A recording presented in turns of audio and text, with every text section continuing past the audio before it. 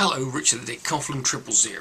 How are you? I'm fine, thank you. Yesterday on Twitter, some news was filtered out from sources within the EDL that yesterday, during an unplanned demonstration as a counter-demonstration to a protest being made by Muslims against Crusaders outside the US Embassy and outside the 9/11 memorial that was going on, that two EDL members had been stabbed. Nevertheless, the details were a bit sketchy, and there were people saying that there wasn't actually people stabbed, there was no real source for it. However, it now emerged that actually there were two incidents yesterday when two individuals were actually injured, but they're perfectly fine. However, they were stabbed, and it's actually thought to be, the two people are thought to have been one each from each opposing side.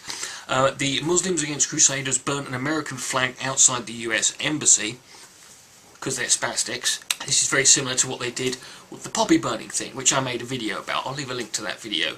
And the EDL had an unplanned protest. Apparently the eyewitnesses say that allegedly the EDL started hurling abuse at the group of Muslims who were representing this group of tossers, and then they started throwing pub furniture, and then it all kicked off and two people got stabbed. I've got a little thing to say here to both groups. Really, really simple. And I'm going to say to Muslims against Crusaders. Now, I realise what I'm about to say might seem a bit controversial. Next time, rather than going with blades and burning your little flags, right, and then you get a little knife, right, do what apparently, you guys are so desperate to do. You want to get to paradise, right?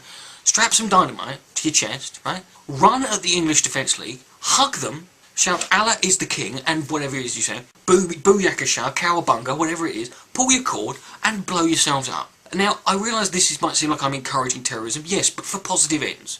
Because in that one instance, what you will have done is eradicated not only yourselves, but also the English Defence Leaugue.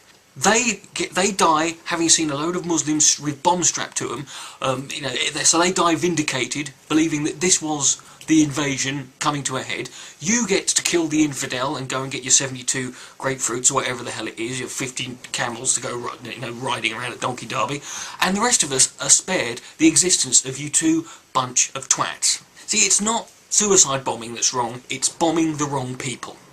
Richard the Dick, Coughlan616. Good night, may God bless.